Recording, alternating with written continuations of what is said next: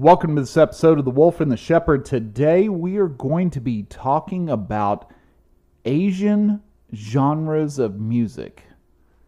I know that kind of sounds a little bit random, but we've been kind of discussing this over the last couple of days, and the fact that there is kind of a black hole there from Asia as far as music in the way the genres of music have worked. We've been really struggling with why is there such a hole there? Why has there not been anything come out that just, hits the charts and gets everybody excited?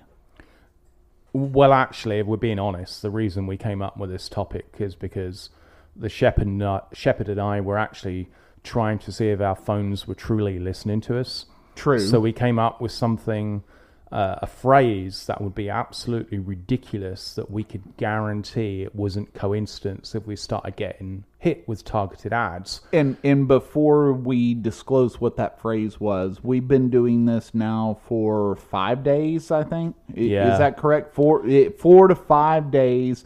We have been having conversations both over the phone, over text messages, amongst ourselves, just trying to get our phones to pick up on a certain phrase to then see if we can get some advertising, something to click with the internet. And we failed. We tried our best. We did as good as we can do. We said everything we could say. We phrased everything we could phrase it certain ways. We would turn our phones off. We would put them in a different room. We would then have a conversation. We'd say, okay, well, let's try this. We'd turn our phones back on. And we did everything we could. And we failed.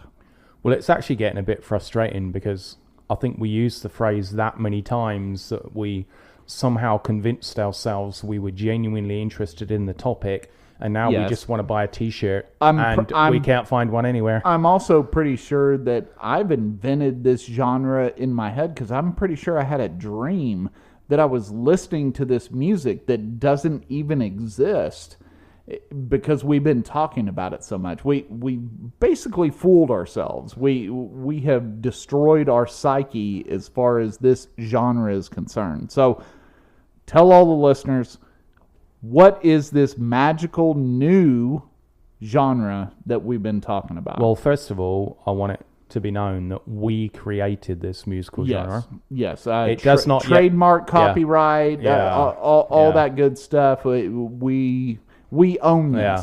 So don't dare try and steal this from us, mainly because we don't have any money to take you to court and you'll probably just get away with it. And then if you did sue us or whatever, we're going to get bored of that in like 15 seconds and let you have it. Yeah. But we probably shouldn't let that out. Okay, all right. But can we edit that out later? No, we're too lazy to edit anything. Oh, we don't have any editing software. Yeah, we don't. Okay. Well, anyway, so the phrase we came up with, which we figured would be almost impossible to accidentally say, was gay Asian disco. Gay Asian disco. Now I know at the mention of that phrase, people are trying to, maybe subliminally in their brain, trying to come up with a soundtrack which would fit that style of music, but it's almost impossible. Right.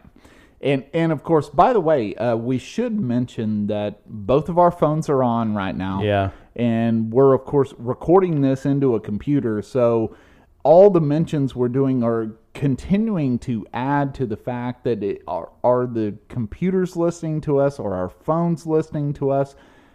Even though we've been doing this over the past 4 or 5 days, this is just more added, talk. More added opportunities for us to get some kind of ad as to we want to buy gay Asian music or gay Asian disco music. Yeah. Download it to our phones, whatever, and we've come up short. Well, I just want a free t-shirt, to be honest. But I think by the time this goes on the Google, would the t-shirt fit you? I'm not sure actually. Not the way I've been eating recently since the COVID lockdown. But I was kind of figuring that once this gets uploaded to the Google podcasts, that on Google Marketplace there'll probably be about 24 stores selling these T-shirts within like 24 hours. So once again, we're missing out on a money-making opportunity like we typically do. But that's neither here nor there. Well, I mean, I did actually look on Google. I did my due diligence, did my research, and I looked on the whole first page. I scrolled all the way down to those numbers before I closed the browser. No, you're lying a little bit, because you actually did a lot more research on this topic than you've done on any other topic. So don't lie. You went to page 12 on Google. Well, you were that bored. Well, I actually clicked on the image search part on Google because I wanted to find some funny photos, but there was I could literally almost find nothing. And given there's like 4.5 billion Asians, or people who classify as Asians in the world, and that's roughly about, I think, 60% of the world's population. That sounds right. There was just nothing there, and so I thought this is an untapped market. And so I kind of felt like Thomas Edison, when he was sitting in the bath and had that eureka moment that he didn't have to poop in the dark. Yeah, or what was it, Newton, that was sitting under the apple tree? The apple fell on his head. I mean, was that him? Was that him who said eureka? I thought it was Thomas Edison in the bath. Or am I getting my people mixed up? I don't remember who and once it is. again, so Tesla's not getting any credit. Again. Right. So basically, this is one of those discoveries that 100 years from now, there's going to be a history book written, and it's going to be Thomas Edison with electricity. It's going to be Isaac Newton with gravity, and it's going to be the wolf and the shepherd with gay Asian disco. Yeah. I think we'll actually make more money than Thomas Edison did, though. Yeah, I think he kind of died poor, didn't he? Yeah, I think he did. Yeah. Another rabbit hole to discuss, but let's get back on topic. Well, actually, on the first page of the Google results, and remember, I actually typed in gay Asian disco, and I did it in parenthesis, to make sure it actually had the whole phrase, like in a linear fashion rather than just the individual words. But on that first page, two of the results I got was that Asian Americans are viewed as more American if they are gay, which is kind of crazy because, they told me to sound more Texan. I had to use the word y'all, but it sounds like they're putting a little bit too much pressure on Asian Americans to blend in. And let's be honest, here's the problem with you saying y'all. You don't say y'all like I say y'all. It sounds a little funny coming out of your mouth. Even though you've been in Texas for a while, you still don't have that Texan y'all. It sounds like you're trying to pretend like you're trying to fit in or whatever by saying the word y'all. So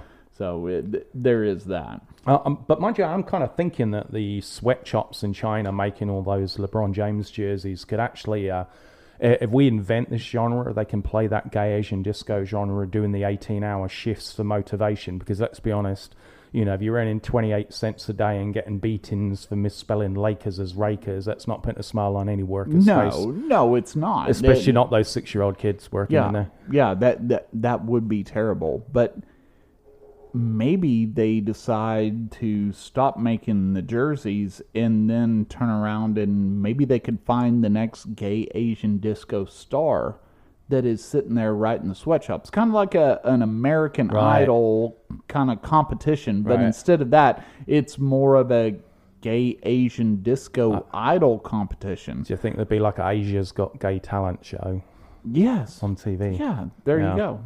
Why not? Yeah. Why not? Why not do something like that? I can work. I mean, I think, I started messing around with one of the apps I have on my iPhone, which allows you to create music, and it's more kind of rave and dance music. But I found out, if you do a few sound samples and speed it up like about 6 times more than normal, I think we've kind of hit the sweet spot for the genre, really. So I'm going to knock up a full album, I think, across this week, and it'll be ready for a release like pretty soon. The struggle you're going to have with that, though, is your singing voice.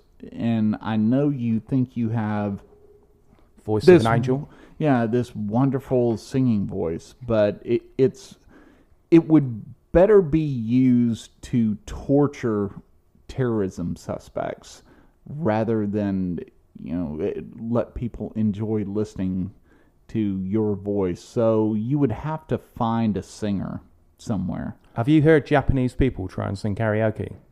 I have, actually. Right. Well, no. You know what? That was a little bit stereotypical. I have heard Korean people but sing karaoke because Koreans Yeah. love karaoke. Oh, they love karaoke. Their music scene is terrible, but they can sing, and that's the irony. They have really good voices, whereas the Japanese don't necessarily. But the Koreans do have great voices, but just have terrible music. Yeah, and so I guess if you look at the genres of like singer-songwriter, there's not too much singer-songwriter over in Asia. It's singer and no songwriter, because there's no good music for them to actually sing to. Well, I totally get that. Well, I figured if we can't reach an audience of 4.5 billion Asians, when polka music is both mine and yours in our top 3 genres of music. There was actually a song called Gay Drifter Polka by Fat Louis Sikowski and the Big Polka Band. So, if there's room in the music market for that, I think there's room for us in this new genre of music. Absolutely. Yeah. Especially if we're getting drilled down that close with specific genres. There definitely is room for gay Asian disco. We are going to. I think we can make this happen. Well, we can set up a channel on Spotify as long as they don't want to be banned in the Asian Pacific. All right. That's going to get difficult.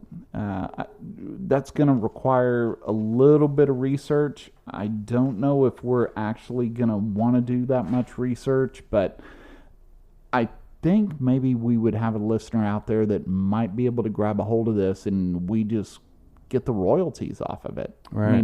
That's the beautiful thing about royalties, right? That's the captain of laziness as far as making money, right? You just sit back and everybody else is doing the work, and you just collect a check. So I like the way this is going. So we need somebody to do that. Now, this is a little bit kind of tongue-in-cheek, obviously, this topic. That doesn't mean we're not actually going to record some songs and actually create a musical we're channel. not? Wait. No, we are. No, we are going to do it. Please don't confuse me. I thought we were actually doing this. Now you're saying we're not. No, I'm saying the topic is a little bit tongue-in-cheek, but that doesn't mean we're not going to try and make some money off it. Okay. We are going to try money off it.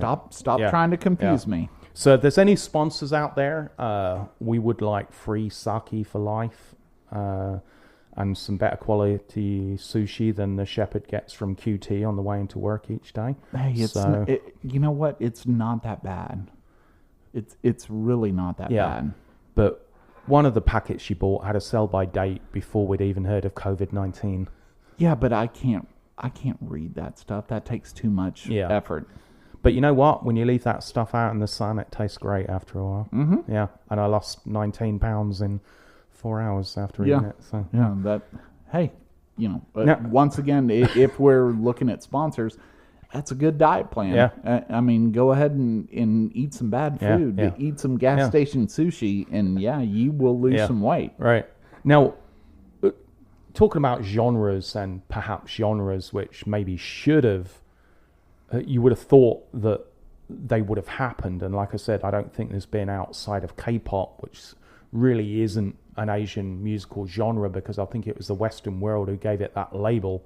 Are there any genres, that you've found hard to believe that there's an audience for? I know we made the comment about polka, and particularly that song, which I think might be the first song I've paid for on iTunes in years, but I might download that one later. I think the big problem has been the rise of kids' music, and kids are kind of told what to listen to as opposed to discovering music for themselves. Well, a lot of that comes from the whole influencer crowd, right? Because this person with 5 million followers listens to this song, then everybody listens to this song. It was the same with, and even this still happens today with FM radio, right? You hear a song over and over and over and over and over again, and all of a sudden you say to yourself, well, I actually like this song. Well, did you really like this song, or did you just hear it so many times over and over again that you decided that, I like this song? Are you being fooled into that? I think there's a lot of that. It's that old payola. It's, just repeating something constantly, and then next thing you know, somebody likes it. Well, I mean, I did actually text a couple of my friends who are playing casually in bands in the local kind of bar circuit, or were before, obviously the whole COVID thing. COVID thing hit. And I asked them why they think the music scene is, or has been, a little bit stale and not really developed too much, over the last decade. And one of them replied and said, I blame Auntie Nora for being a basic bitch and giving Jessica an iTunes gift card for every holiday, because that gives the tweens too much power to decide, what really sells. Sure. And of course, if you've got, some kid, right, like you say, a tween or even a teen, right, and they get this iTunes gift card, a lot of them don't even know exactly what they want to download. So what do? They ask their friends, or they go on social media and they try to figure out what is good music. Right. And you can manipulate that. You've got one popular friend that's got tons of real friends and friends on social media, and they say this is a great song. Then you kind of force yourself into believing that, hey, this is a good song, and so I'm going to go ahead and buy it. Yeah. It happens all the time. Well, I mean, actually, not before, but, younger kids tend to watch and listen to most of their music on YouTube now before they get into that position where Auntie Nora does give them those iTunes gift cards. Sure. But if you had to guess, what would you think would be the highest played music video on YouTube in history? Well, before we go to that, let me ask you this. Remember MTV used to actually, put video to music. And that became something that was looked after, sought after by everybody. It wasn't just about hearing the song. They had to see that visual. And then, of course, MTV went south and they started doing reality shows and all that. Then it all moved to YouTube. But at one point, it was all about the video. And there's plenty of what I honestly, in my opinion, think are great songs, but then I turn around and I say, was that really a good song, or was it really a good music video? And I think it's a great song. November Rain. Let's be honest. Right. One of the greatest music videos ever done. Love that music video. Was that really a good song? I'm not really sure. Right. Tonight by the Smashing Pumpkins. Liked the song before I even saw the music video. Great music video. Won lots of MTV Music Video Awards, all that good stuff. Was it really that great of a song? If you would have went back in history before you had the music video, did that visual change people's opinions about songs just because there was something visual to look at while you were listening to it? Right. But with all that said, what is the big one? What's going on right now? What is that song that, based off of YouTube views and all that good stuff, is that big hitter? Okay, I'm going to give you a little bit of an intro here. Dun, dun, dun, dun, dun, dun, dun. Jaws. No, Baby Shark. Close though. Baby Shark. Baby Shark. Baby Shark has had 7 billion views on YouTube. Now, before the people who created Baby Shark get too carried away, I just want to let you know my son has autism, and I think he's responsible for about 9 million of those views. Well, there's nothing wrong with that. Well, I mean, he's the funny thing is like, you know, despite the fact he's mostly non-verbal, there was one point when he changed the kind of closed caption things on his iPad, and we couldn't work out how to turn it off. And he actually started singing the song in Japanese for almost like a month until we figured out how to reset it. Well, you know, it was there something about the visual part of the video for Baby Shark, or was it just the audio? Was it just him listening to that song that got him attached to it? Well, you have to think, I mean, if it had like 7 billion plays, there must be something in that song which is so catchy, which just hits the, you know, point in the brain for kids that they just want to keep playing that song. Because, I mean, we know there's not 7 billion kids in the world. Right. You know. Well, I remember kind of going along these same lines. I remember being in the car with my in-laws back when, you know, before they were my in-laws. I was just dating my wife, and my mother-in-law had bought, what was the name of the band? I know the name of the song. The Wallflowers. Bought the Wallflowers CD and had the song One Headlight on there, right. And she put the CD in, and we listened to One Headlight, I think, at least 20 times on repeat. Yeah. And she just kept listening to the song, loved the song. So I think, once again, you keep spitting that out to people, and you keep forcing them to listen, and then eventually you either love it or you hate it. But aren't your wife's parents from Mexico? Yes. So are you sure it wasn't like a mariachi cover band? Oh, no. It was actually the Wallflowers. No, it wasn't. But my mother-in-law liked Bob Dylan, and then found out Jacob Dylan had this band. Okay. And that's where that came from. Oh, wow. And truly loved the song. I honestly thought on that record, I don't remember the name of the record, there was a song that Adam Duritz from Counting Crows sang backup on. I thought that was the better song on the record. And yeah, it got some radio play, but not as much as One Headlight. Right. But if I hear that song today, I will never forget driving around in their car listening to that song on repeat. That's my memory of that song. Yeah, I mean, it's kind of strange how, you know, different countries adopt Western music for decades and decades and decades, and yet still don't really come up with maybe a genre which, you know, takes on in the rest of the world.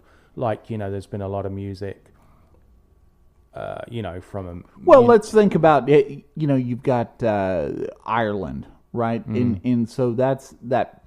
You know, pub drinking music. You think about those old Irish folk tunes, and, you know, when St. Patrick's Day comes along, people want to sit there and sing along with those songs. And you've got different parts of the United States that they have certain genres. You've got West Coast music. You've got East Coast music. Yeah. People get attached to that, and it gets repeated. Yeah. But other than Ireland and some parts of Europe, and then certain segments of the United States, and let's not forget about country. You know, you got Texas country, you got red dirt country, you got, you know, the pop country, you got all that. But once you get past that, you don't really think about anywhere else of providing that big genre of music. Right. And... You know, I mean, you know, not to be stereotypical, but I think most of the authentic Asian music I've heard sounds more like my son when the batteries are running out on his electronic keyboards and he's trying to annoy me. Yeah. Yeah. But I gotta admit, I'm not gonna disagree with you on that one. But I mean, for a race which has provided us with some of the best food in the world, super fast bullet trains which run on time and don't break down every 36 miles. Huge Fantastic technology. I just think they've put in a bit of a lackluster effort with music, and specifically the gay music scene. Yes. Yeah. They're lacking there. Yeah. Especially and once again, we could go down a big rabbit hole there, and let's try to avoid that. But they could put a little bit more effort there. Yeah. I mean, but is it because there's no money in it? Well, I don't know. Maybe they just figured they've provided so much good stuff to the rest of the world, which is true. I mean, like I said, with food and technology and all that. I mean, two of my favorite things in life, food and technology. But, there are a lot of unexpected genres which have appeared out of nowhere in the Western world. I mean, if you go back to, the late 70s, early 80s, when you had punk, new wave, new romantic, I mean, they pretty much came out of nowhere, somewhat of a backlash to the glam rock thing that they wanted anybody to be able to pick up a guitar and play. Right, especially in the 80s, because you had that stadium rock, glam rock, we always called it hair bands. Right. There was such a backlash, and that's why in the early 90s, grunge rock appeared and alternative rock. We don't want to hear these big, massive guitar solos and the guys standing up there on stage with the big, long hair with the hairspray that's all sprayed in their hair and looking like that. We want something different. But then all of a sudden, that disappeared. Yeah. And now it's more the computerized music. Let's put you in a studio. Let's put some auto-tune on you. We've got to make sure that you look good so we can put your picture on the album cover, or nowadays, not even album cover anymore. Now we got to put your picture on the internet. We got to put your picture on a billboard. We got to sell you. We got to sell the way you look. Yeah. So we can sell records. Yeah. I mean, you mentioned electronic music, and really, some of the indie music, the alternative music, which came out of England, bands like New Order, really kind of pioneered a lot of that electronic music while still remaining good musicians. But then it kind of took a bit of a strange curve. I mean, when, acid house music and rave music came out, which I think was basically, somebody taking LSD while playing Pac-Man and thought, oh, you know what, I'm going to remix this about 90 different ways and then charge people $80 to stand in a wet field and dance to it with glow sticks. I mean, that kind of went on for about 2-3 years. But yeah, but once again, why not? We all got to feed ourselves, right? We all got to drink water. We all got to feed ourselves. We all got to put a roof over our head. Yeah. So they figured out a way to do this fairly easily. Yeah. And it's a 1 in a million. I'm going to go with 1 in a million. It's a 1 in a million shot that you're going to create a song, you're going to create a band or whatever, and you're going to make it and you're going to pay the bills that way. Yeah. Now, one of the funny things, or maybe ironic things about certain genres is the audience that they're really aimed at in terms of where the companies make their money. And I mean, rap music in particular, and I mean, for as long as that's now been kind of popular, or at least makes up a certain percentage, of the songs which are sold on iTunes, the songs which make, maybe the Billboard charts, the marketing is aimed towards kind of 10 through 12-year-old white middle-class girls. It's not aimed, at black kids. It's not aimed at black teenagers, black adults. The marketing in terms of where those adverts appear for those albums and everything else is middle class, preteen girls. And, again, I think going back to, Auntie Nora and her penchant for, not really making much effort in terms of birthday and Christmas ideas and giving out iTunes gift cards has led to this market of preteen girls having almost unrivaled power in the music industry now to actually drive that music. Well, if you also look at the way songs are now, it's better for a song to be short. So going back to November Rain, I don't know how long that song is. I want to say it's like 7 minutes long. You know, it's a long song. Now it's all about the TikTok video. Yeah. It's all about getting that little snippet of 30 seconds or whatever of the hook of the song or the chorus of the song to go ahead and throw that out there so you can make a TikTok video or an Instagram Reels or, you know, whatever it is, versus sitting back and actually listening to the song, listening to the message of the song, and enjoying the song. Well, I think it's a crazy thing, especially when you listen to a lot of, you know, hip hop rap lyrics, and then examine the kind of market it's mostly aimed at in terms of its commercialization, where it's getting the money from. I mean, you're generally talking about an age group who, in between Baby Shark and eating Chick-fil-A, you know, are listening to this music, which is completely inappropriate, you know, for their age group, and they're watching videos with,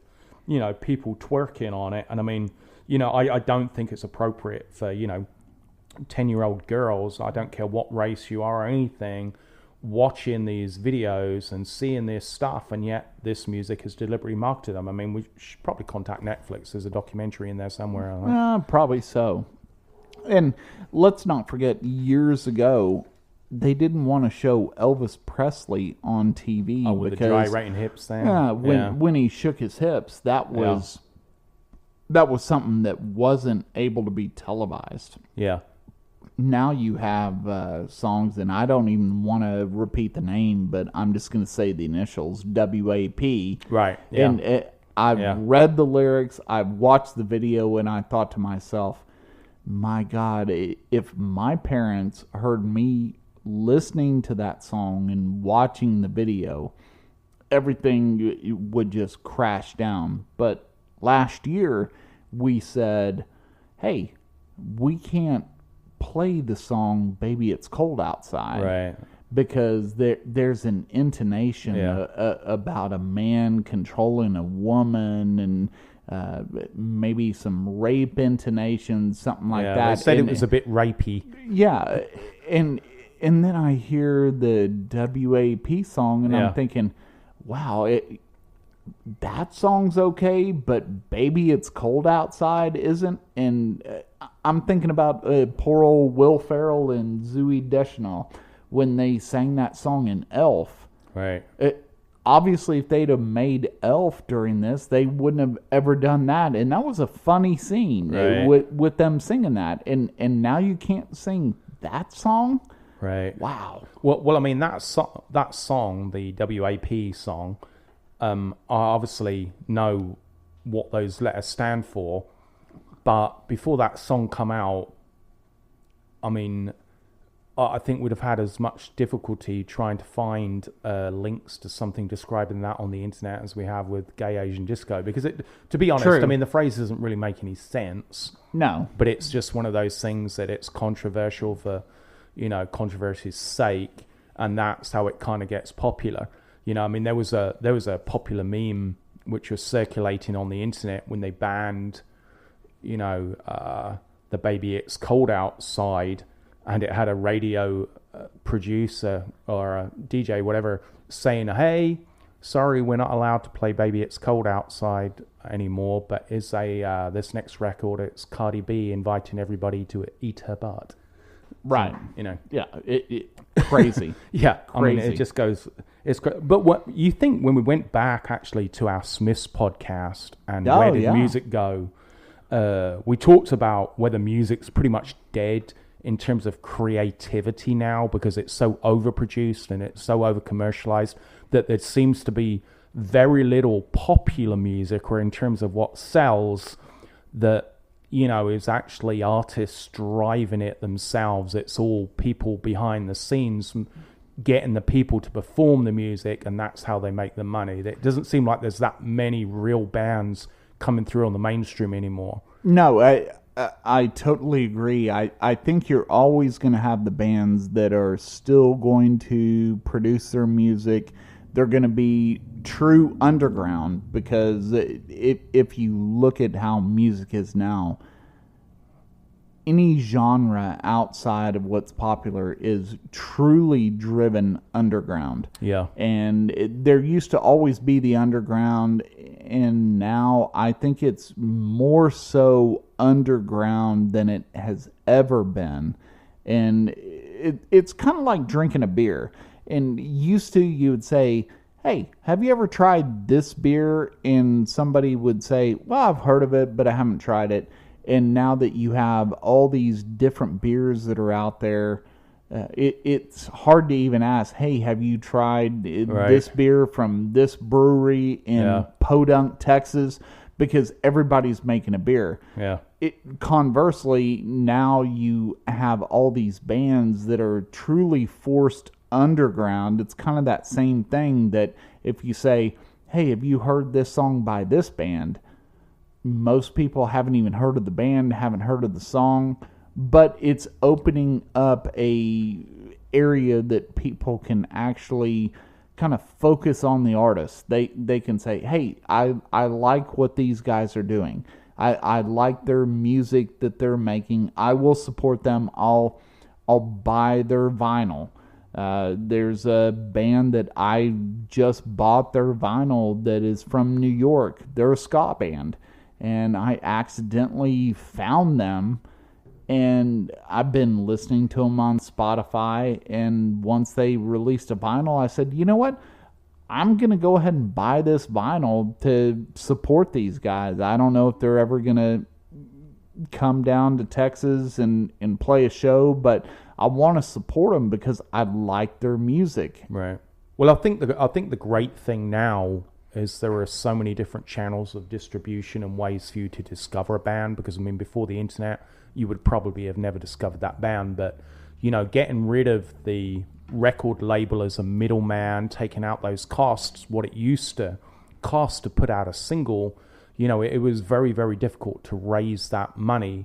But I think, you know, a lot of the new bands which come out, it really does have to be the old equivalent of the word of mouth. You know, you have to really seek out some of these bands. I think it's harder now with the saturation in the market, and it is so easy to make music and distribute music that, you know, getting your voice heard in the crowd, you have to be either very, very successful or not very successful, be maybe very lucky to get your success, or be very, very good. I mean, because you have to remember, we now have a market for the first time in history where the majority of the people who buy this music have ADHD, and Adderall prices are through the roof. So, I mean, you know, the genre, not that you can really call much of the music nowadays in the Billboard, you know, 100 a genre, because it seems to be like you've heard one song, you've heard the next 30 songs, you know, in the charts.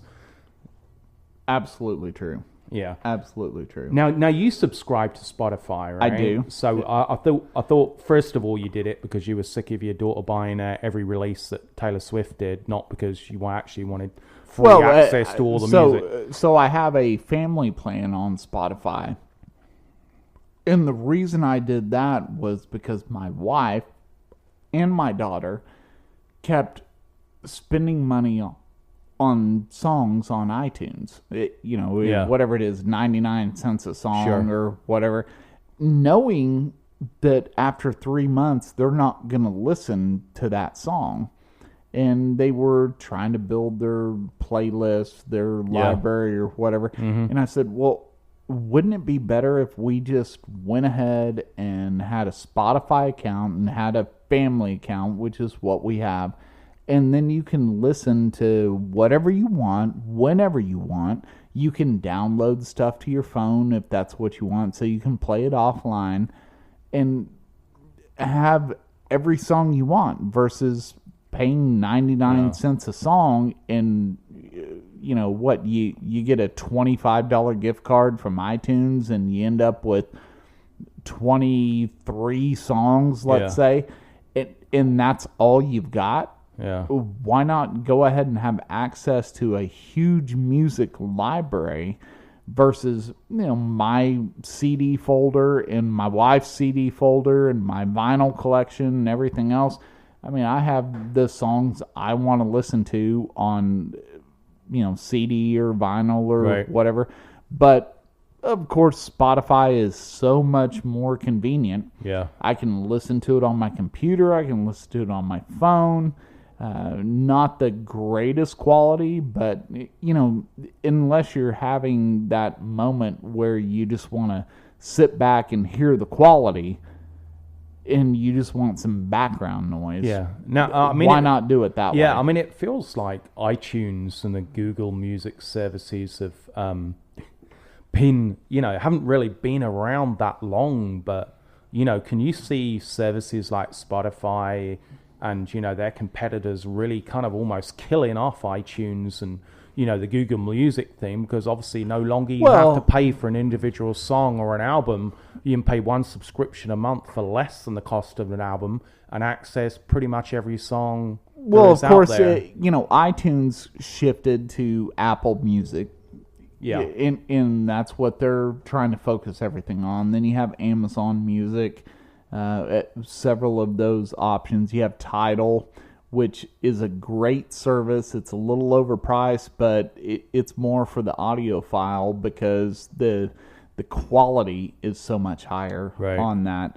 But that's where we're going now. Yeah. It's all music on demand. We live in an on-demand world.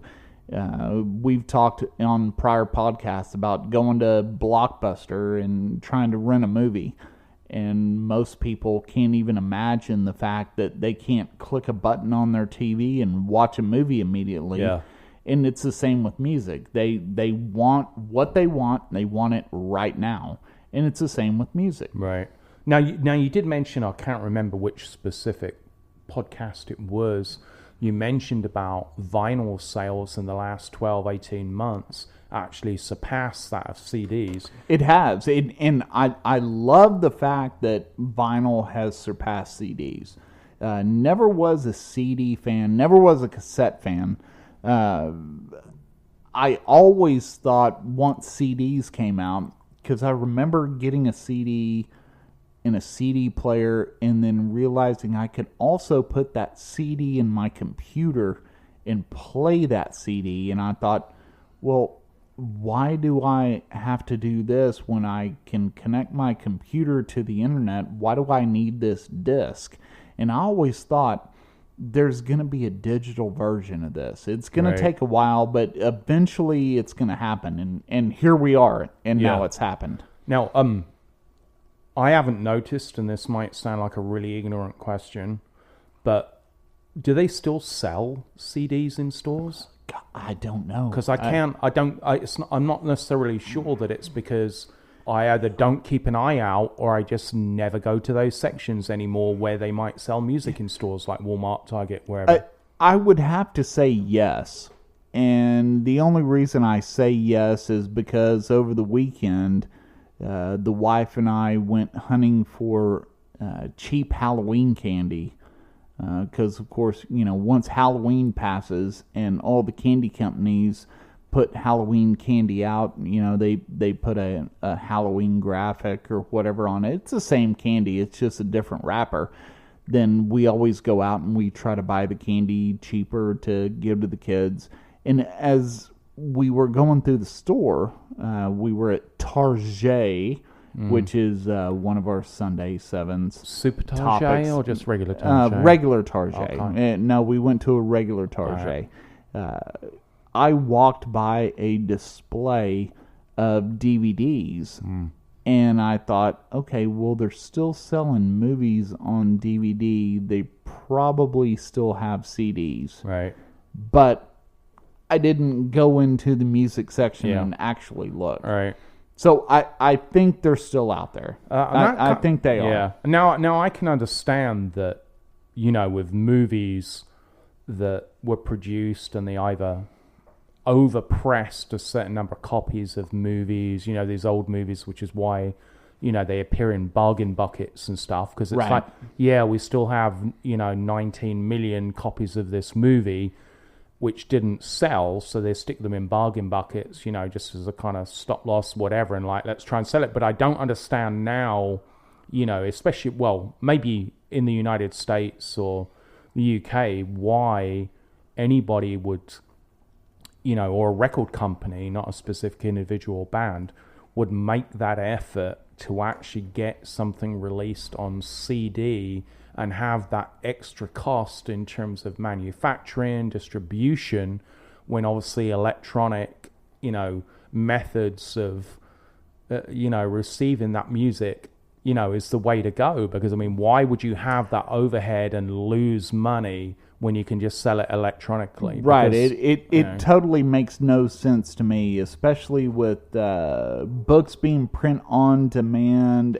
You could argue the fact that if somebody loved a movie enough and they wanted a DVD, that you could create that on demand and ship it to them. Right. Not quite sure why anybody would want to, Yeah. but you know, maybe they would. Yeah. I think we're not quite 100% digital yet, so that's why you still have that floating out there, because a movie is a little bit different than music. So you're not going to have, obviously, a vinyl record of a movie, because listening to vinyl with music is a whole experience. Yeah. It's all about that experience. But, I mean, it's moved to the point where even the older generations are getting more and more educated on how they can get digital downloads. So, I mean, like, you know, if you take your dad as an example, I mean, you know, he's somebody who's still, his idea of a barbecue is going in a field at night and hitting a cow over the head with a spade and setting fire to it, and that's barbecue. But after he does that, he also goes inside and brings Netflix. up Hulu or Netflix and watches TV. So I mean, and that's why I find it so hard to understand why these mediums still exist. You know, DVD, CD. Well, actually, like I said, I can understand with DVD to a point, because they printed too many and they're just trying to sell them. And, you know, for whatever reason, their accountant didn't do a good job of being able to write them off as a loss. But with new music which comes out, you know, CDs, I mean, unless you own a car from, like, you know, what the end of the 80s, I don't understand what medium you'd even conveniently play those on anymore. Yeah.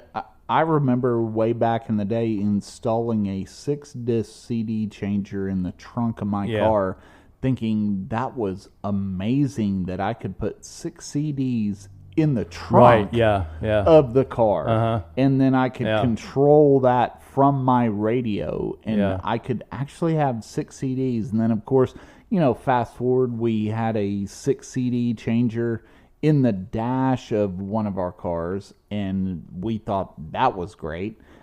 And now we just Bluetooth our phone into it and stream from Spotify. Yeah, I mean, I haven't, you know, bought a song or an album in, I don't know, maybe 5 or 6 years, and that's mainly because, you know, the current platforms kind of force me against my will to download music for free.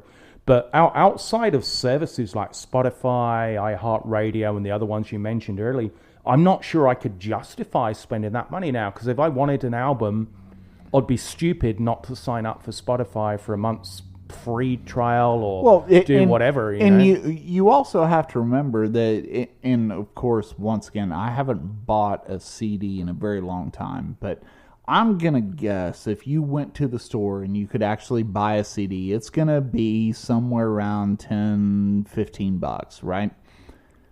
That's the monthly subscription rate to Spotify. Well, do you remember when they shot up from like $10 to $15 CDs at one point? And by crazy. The way, no, it actually went up more than that, depending on the CD, because it was all about the artwork and everything. And that's why I like vinyl, because you get the big, huge piece of artwork. You know, you get the colored vinyl, which I know audiophiles are going to say colored vinyl doesn't sound as good as black vinyl and all that. And once again, another rabbit hole. Black vinyl matters. But if you look at a piece of vinyl in the way the package is put together, and you're sitting there and you're holding that, and you're sitting in your chair, and you hear that crackle when you put the needle down and you play the record, that's an experience. Right. And it's the same as going to a live music show. Yeah. Not necessarily the exact same, but it's as close as you're going to get, because you're having that intimate connection with the music. Right. Versus just having something playing in the background on your phone when you're mowing the grass and you need something to listen to because you hate mowing the grass, because mowing the grass sucks worse than living in Canada. Yeah. But, well, I mean, you actually kind of stole my thunder and peed over my parade there a little bit, because I was going to say sorry about that. Pretty much the same thing, but in a different way. That's what we get for not researching these shows. Yeah. But, I mean, you are more of an audiophobe than I am, in terms of that, you do value that experience with vinyl, and it is an experience. I don't think anybody could ever really... Look, let's be honest. Putting in a CD is an experience, right? But going back to we did a podcast on the Smiths, yeah, and you've been over at my house and sat with my vinyl setup and listened to the Smiths on vinyl, even though you have the Hat Full of Hollow on vinyl, but for you hanging on the wall, you don't actually listen to the record, right? And I have, I think, either 4 or 5 Smiths records, and you've sat there and you've even admitted it sounds so much better. Yeah, sure. Yeah, I mean, because I think it's an exact... I think there's something with vinyl, it just brings up the rawness of a band going into the studio and recording it, whereas, I think when it moved to CD, the quality, even though it was, somewhat digital, never really compared to vinyl. And even now, when you download, the different formats of songs, that it never really recreates that connection you have with a band when you listen to it digitally as opposed to vinyl. If Gay Asian Disco comes out, are they going to have to release all their music on vinyl?